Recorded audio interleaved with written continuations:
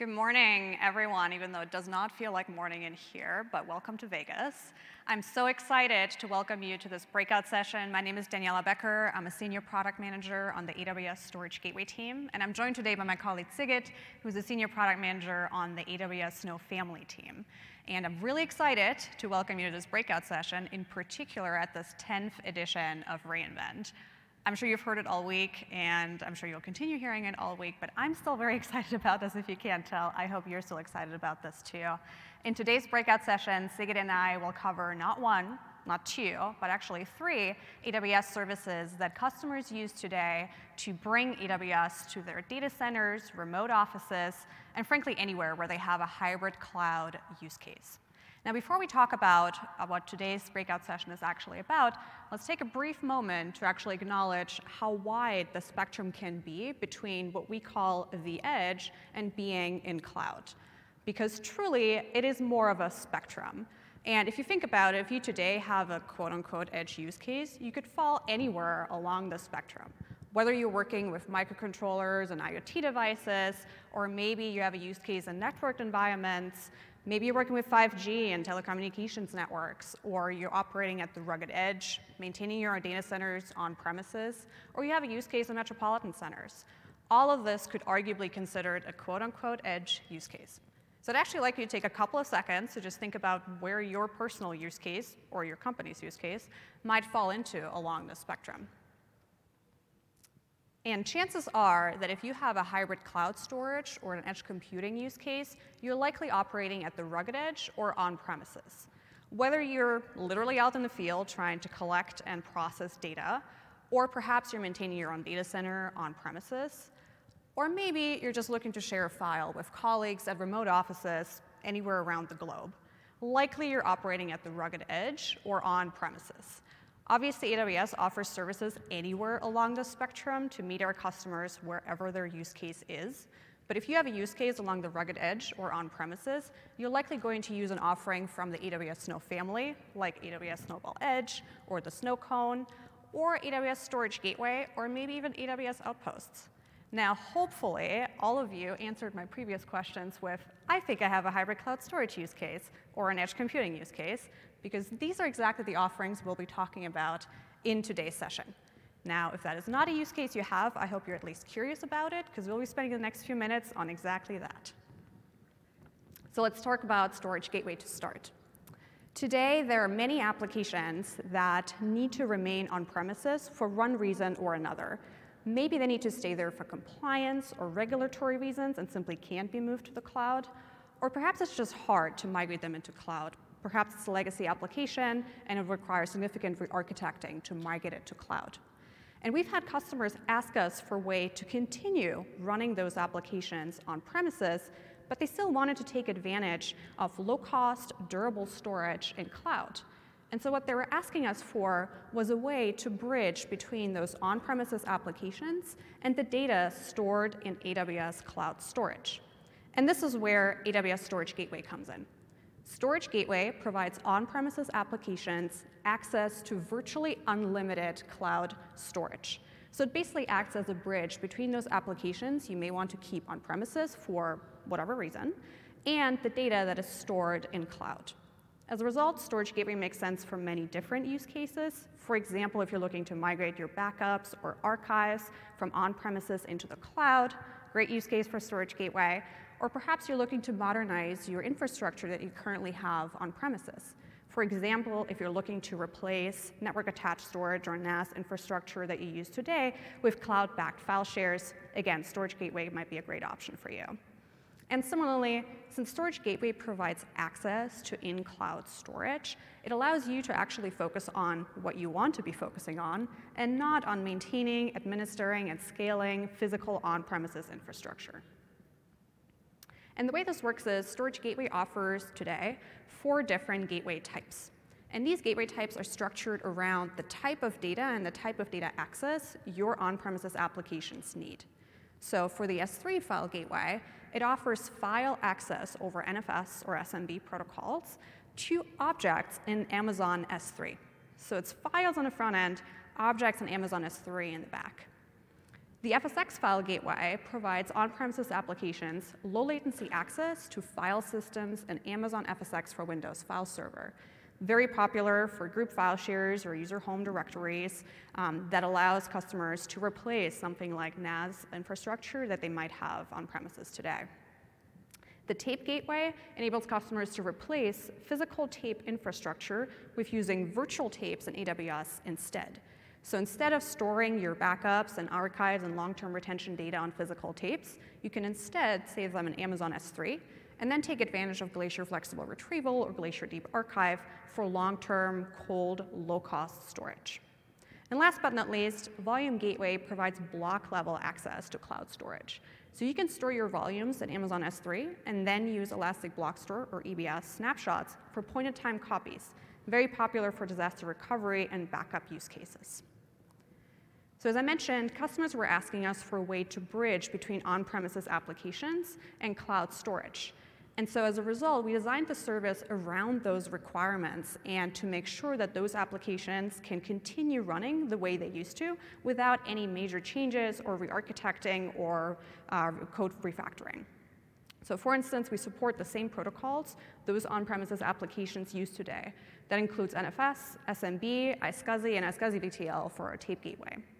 Similarly, every one of our gateways comes with a local cache, which essentially allows your on-premises applications low latency access to frequently used data, and only changed data gets uploaded to the cloud in the background, optimizing your network traffic, bandwidth usage, and obviously saving you cost as well.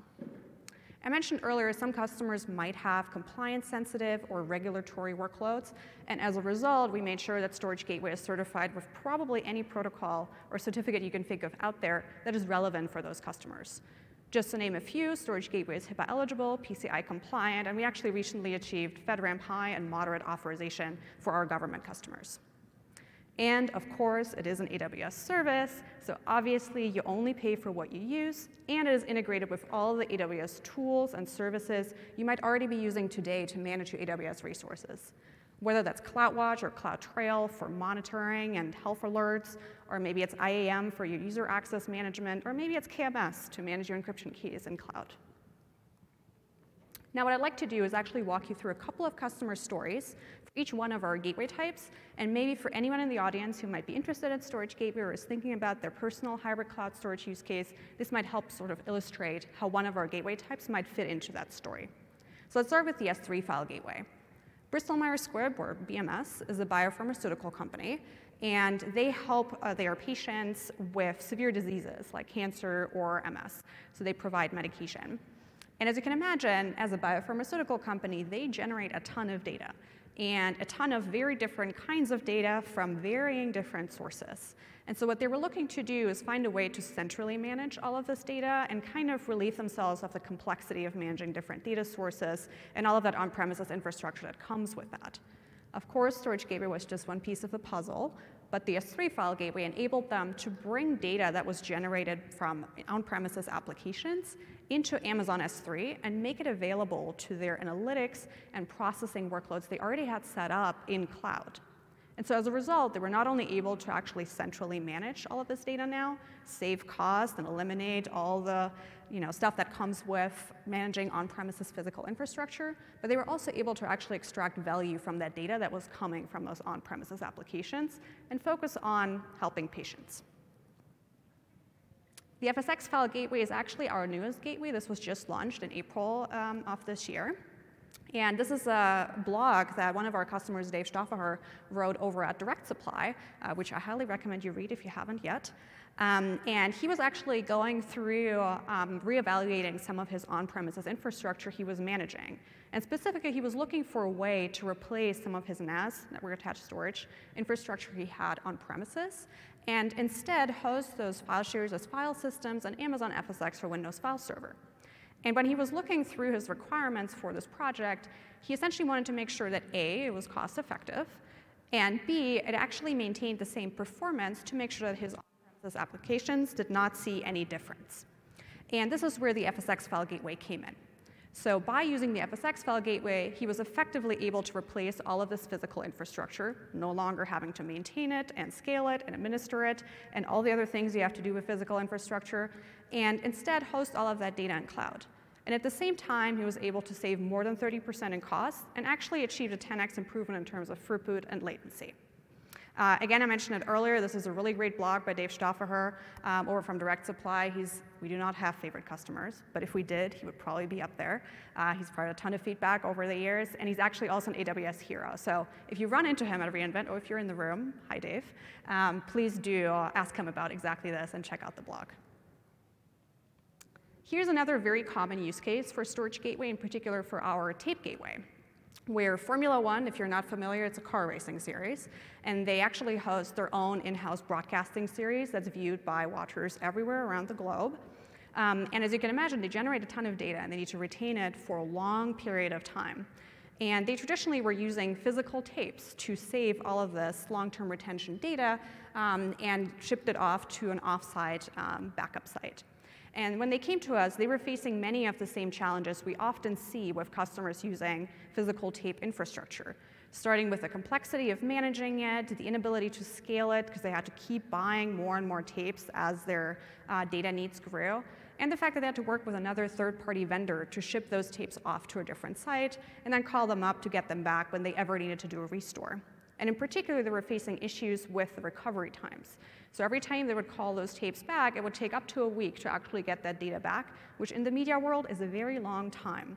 And so what they were looking to do is actually find a more cost-effective solution and one that would help them bring down those recovery times. And this is where the Tape Gateway came in. Tape Gateway essentially functions as a drop-in replacement for physical tape infrastructure. Instead of writing to physical tapes, you write to virtual tapes that get stored in Amazon S3, and then can be archived for long-term storage in cold, low-cost storage in Amazon Glacier or Glacier Deep Archive. And so as a result, they were able to save cost, eliminate all of that physical tape infrastructure, all of the management that goes into that, and additionally, we're actually able to cut down their recovery times from up to a week down to a day. Last but not least, for our Volume Gateway, this is a customer that used to be called TransferWise, is now called Wise, and it's a fintech company that essentially allows users to transfer money from anywhere in the world to anywhere else in the world. And when they first started out, they actually were hosting their entire infrastructure on premises in their own data centers.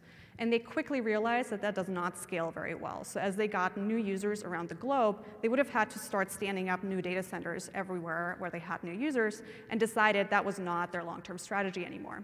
So they actually wanted to migrate into cloud altogether, and using the Volume Gateway was kind of their first venture into this cloud migration. So what they wanted to start with was moving their backup and recovery systems into cloud. And using the Volume Gateway, they were able to replace their entire on-premises database backups with instead writing to the Volume Gateway on-premises, storing that in cloud, and then leveraging EBS snapshots as point-in-time recovery points, essentially replacing their entire disaster recovery systems.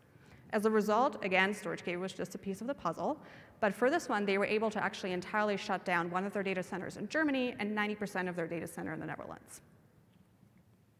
So just to recap, Storage Gateway provides on-premises applications access to virtually unlimited cloud storage.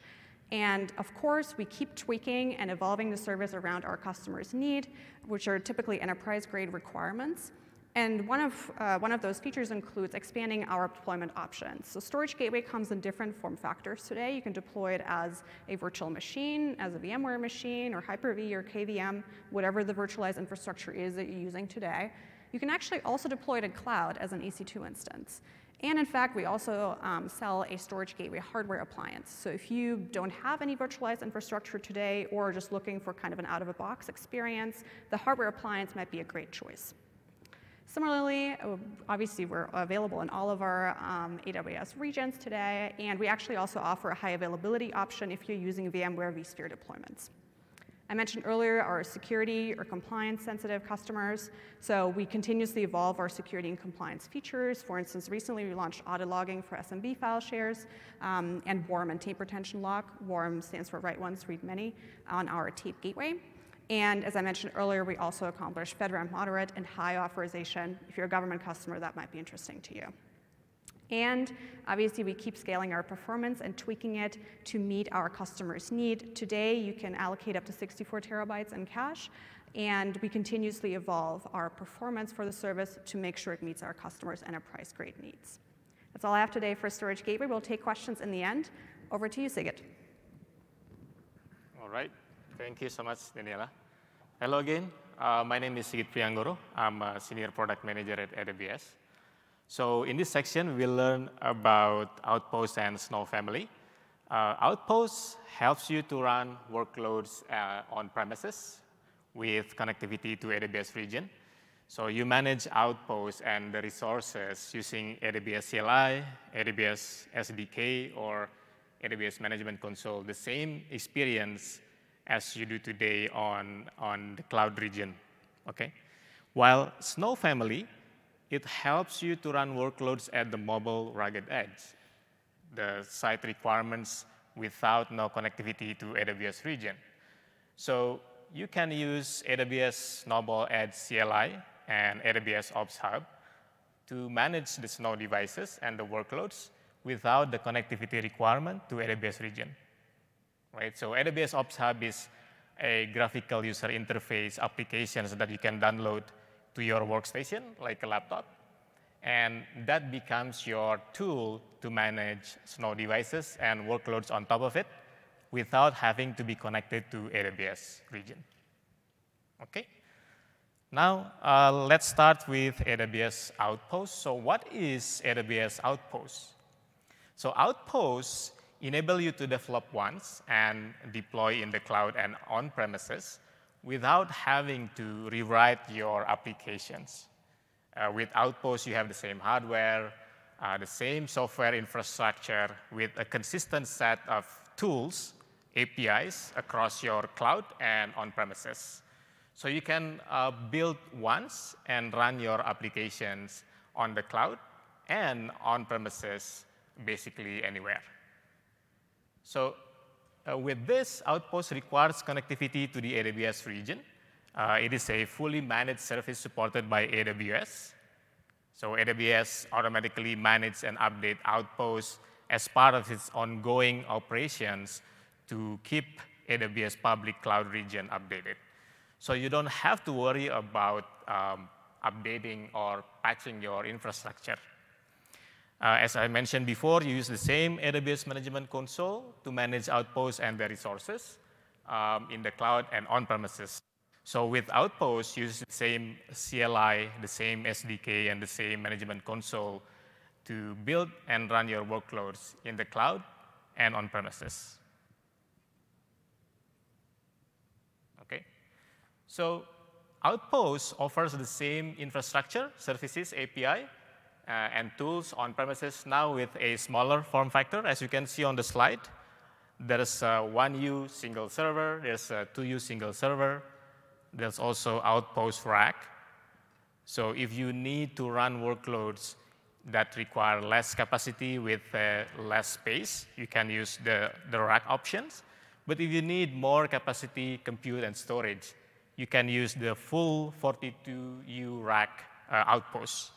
So you can run AWS services locally like EC2, ECS, EKS, and also IoT Greengrass, which are ideal for workloads that require low latency and local processing needs. We launched a number of new features and services on Outposts. For example, RDS SQL Server, EBS Local Snapshots, Cloud Endure, etc. So all AWS tools will work as well. All the APIs are automatically being logged using CloudTrail. And existing CloudFormation template will also work with Outposts. So you can access tools like CloudFormation, CloudWatch, CloudTrail, Elastic Beanstalk, Cloud9, and manage it the same way you do it in the cloud today. Okay? Now, this is Morningstar. Morningstar is one of Outpost customer example that is doing a multi-year cloud migration journey with the goal of being 100% in the AWS cloud. But at the same time, they expect and demand low latency, real-time investment research and insights applications to stay on premises without having the overhead of managing, monitoring, and delivering both on premises and cloud applications simultaneously. So Morningstar achieved this build once and seamlessly run workloads both in the cloud and on premises with Outposts, where they run EC2 instances and containers on Outposts. Okay? Now, we will dive deeper into AWS Snow family. We will learn about mobile rugged edge and how AWS Snow family can help for customers and partners to run workloads at the mobile rugged edge. So what is the rugged mobile edge? Anybody have workloads running at the edge? Raise hands if you have. Okay, I see one. That's great. So edge, as you see in the pictures here, there's a lot of environments that is outside of traditional data center, right? So we think as mobile rugged edge as a compute in unconditioned environment, such as construction sites, oil rigs, farm locations, or mining sites, or also a mobile environment such as ships, cruise ships, right? Tanker ships, autonomous vehicles, or rapidly deployed disaster recovery operations. So you may have question next, why is rugged mobile edge important for customers? So first, a new set of application, a driving requirement for improved edge performance. And then increasingly, developers finding a lot of benefits by doing compute and analytics closer to the end user. Because customers are gathering increasing amounts of data at the rugged mobile edge, right? And these customers need local edge processing capabilities to analyze the data and make a real-time decision. So that's why mobile and rugged edge is important for customers. Now, as we are all aware, today there's a lot of industries generating data outside of traditional data centers. Industry 4.0 brings IoT sensors, machines with network connectivity requirements, cloud computing power, and also analytics services as an integrated solution. For example, in manufacturing, the manufacturing customers generate massive amounts of data, right, during their IT and operational systems. So edge computing can help to collect, process, and make real-time decisions on the premises. The same use case applies to manufacturing, mining, oil and gas, and agriculture customers. In healthcare, pharmaceutical companies need local edge processing because we cannot upload a very sensitive data into the cloud. In media and entertainment, there's multiplayer online gaming that is being streamed with ultra-high definition. In retail, customers use edge computing to provide better customer experience, like autonomous checkout, right? And also autonomous inventory tracking. In telco, customers deploying private 5G networks, as you can see on the keynote. And they also deploying MAC, or multi-access edge computing, to deliver low latency applications to the 5G network. In government, there's also public transit and traffic management. There's also disaster recovery operations, and many more. Okay?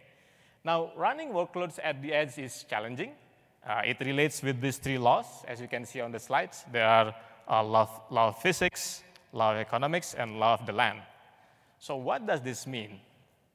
So imagine, what if you simply cannot upload data to the cloud because you don't have connectivity, like in mines or oil rigs? But you need low latency local processing for data analytics in the mining sites or on oil rigs, right? And what if you simply cannot afford to upload data to the cloud because your jet engine or manufacturing line produces terabytes of data every hour. So it's too many data to be uploaded. And what if you are not allowed to upload the data because your device operates in a private operations like hospital? So these three laws drives AWS Snow Family Services features. Both Snowball Edge and Snowcone can help you to run workloads at the edge to comply with these three laws. Okay, now let's dive deeper into AWS Snowball Edge. So Snowball Edge is an edge computing, edge storage device for the rugged mobile or disconnected site requirements. The one you see in the picture here is a compute-optimized Snowball Edge. It has 52 virtual CPU, 256 GB of RAM, and there's optional NVIDIA V100 GPU. You can run EC2 instances. You can run workloads that need block and object storage. You can also run SageMaker Neo ML model, so you can do advanced data analytics at the edge. With Snowball Edge, customers and partners can build and deploy compute workloads in the mobile, rugged, disconnected environment. For example, log analytics in remote mining sites, or save and rescue operations, or private 4G, private 5G in cruise ships, right? In this example scenario that you can see on the slide, specialized industrial equipment on the left-hand side generates a lot of data that requires low latency real-time processing. In this example, the data cannot be uploaded because there's no connectivity to the cloud. And often, these sites don't have the site requirement to deploy stack of servers or storage or networking device.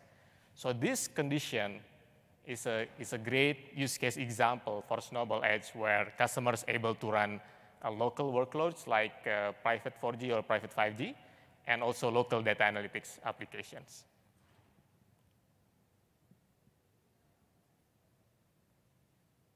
Now, let's dive deeper into Snowcone. So as you can see on the slide, Snowcone is the smallest member of AWS Snow family. It is an edge computing, edge storage device, weighed at only 2 kilograms, so it's pretty light. It has 2 virtual CPU, 4 GB of RAM, and 8 or 14 terabyte of storage. Similar with Snowball, Snowcone also rugged, secure, purpose-built for outside of traditional data center. And with Snowcone, you can run workloads that require tight spaces or where portability is a necessity, right? So you can use Snowcone in backpacks. So a lot of customers use Snowcone in backpacks to provide data analytics for a first responder mission. Or you can run analytics application on walking robots or even on a flying drone, right? Because it's very light, 2 kilograms. Snowcone fits well in building workloads that require mobility and portability for the site with stringent space for deployment. Okay? And these are the services that's supported by AWS Snow family. As you can see on the slide, it ranges from compute to IoT to networking. For compute, we support EC2 compatible API. You can also run AWS Lambda using IoT Greengrass. You can also run EKS distro for container applications on Snowball and Snowcone. For IoT and ML services, we support IoT Greengrass v2, Sitewise Edge, and SageMaker Neo machine learning models. For security, we support local IAM. For storage, we support a local S3 and EBS compatible API, and also we support NFS storage. For networking and communication, we support DNI, which is a direct network interface. This allows customers to use VLAN tagging and high-performance SRIOV networking on premises. We also support different type of connectivity with APN. APN is AWS Partner Network Solutions. So customers building private 5G with Snowball and Snowcone. Customer builds SD-WAN solution with Snowball and Snowcone. Okay, now I just want to share more about customer quotes and recent references for Snowball Edge and Snowcone. Here, DTAC is a wireless carrier in Thailand. They are part of Telenor Group. Their industrial customers require low latency private 5G and MAC, or multi-access edge computing, to run video analytics use cases at the rugged mobile edge, such as mining sites and industrial ports. With Snowball Edge, DTAC deployed private 5G core network and real-time video analytics application using EC2 instance and the direct network interface feature that I mentioned before. So DTAC integrates the 5G core network and the video analytics applications with their 5G radio access network and IP cameras that's surrounding the customer's premises, right? So with this, DTAC provides first 5G wireless connectivity to the customers, and second, video analytics application on a Snowball Edge. So with Snowball Edge, DTAC is able to provide low latency 5G network and machine learning based video analytics. Okay, the next customer here is CETF. CETF is California Emerging Technology Fund. So CETF aims to provide broadband access for educational purposes for students in underserved school community. CETF working with AWS, with Intel, JMA Wireless, and CommScope to deploy a private 4G using AWS Snowball Edge for students in the underserved California school districts.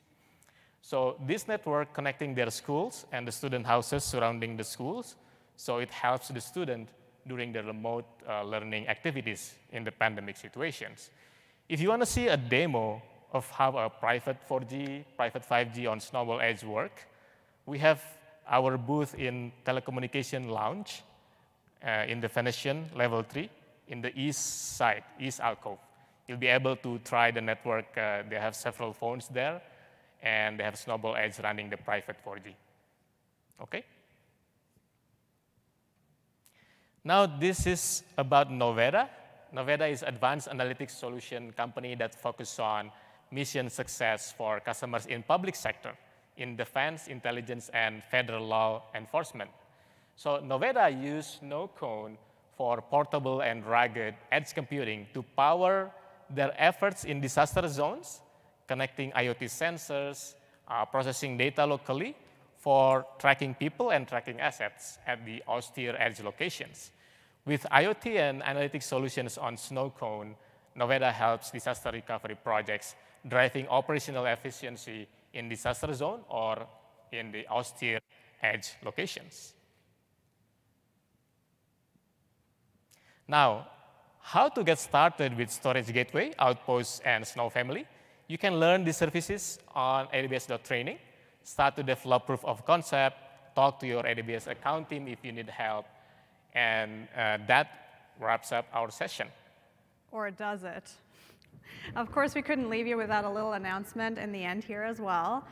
However, I will admit the announcement did happen yesterday, so if you were in the storage leadership session, you will know this already. But if not, I'm super excited to tell you about AWS Snowball with Tape Gateway. I mentioned earlier, Tape Gateway enables you to replace using physical tapes with using virtual tapes in cloud. And using AWS Snowball Edge devices allows you to do that even if you have limited connectivity or no connectivity at all at your on-premises site.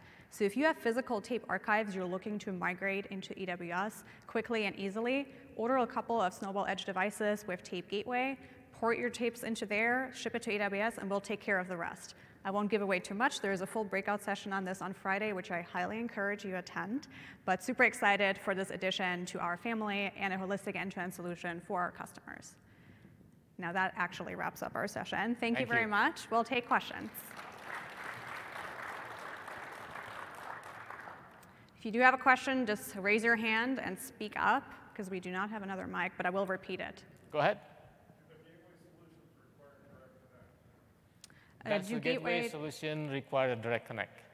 Thank you. Yeah, so it depends on your use case. Generally speaking, there is no base requirement for it. There are many use cases where that makes a little bit more sense, but happy to talk about that in more detail offline. Any other question? Over here. Go ahead.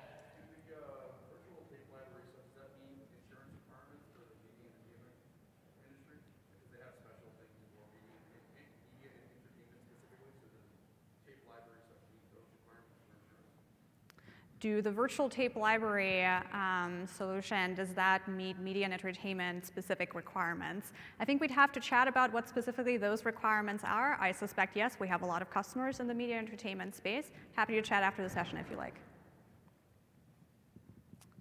More questions? Any other question? I know it's lunchtime, so we're happy to let you go a little early too. Go ahead.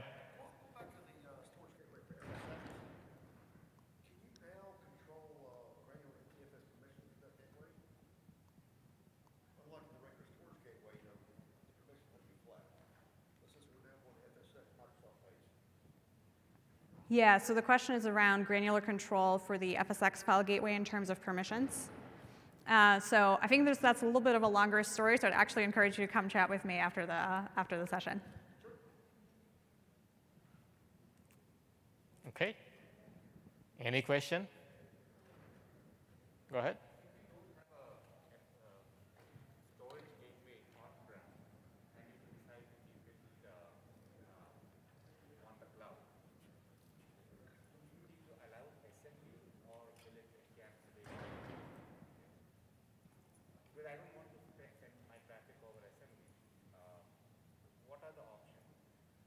Sorry, could you repeat the last part of that question? If I decide to keep my storage gateway on the cloud, then I need to allow SMB from my on-prem to AWS, right? Which is always a problem. Is there an option or a workaround for that? Yeah, so the question is around if you were to host a storage gateway instance in cloud on an EC2 instance, do you need to then essentially account for SMB access to that instance?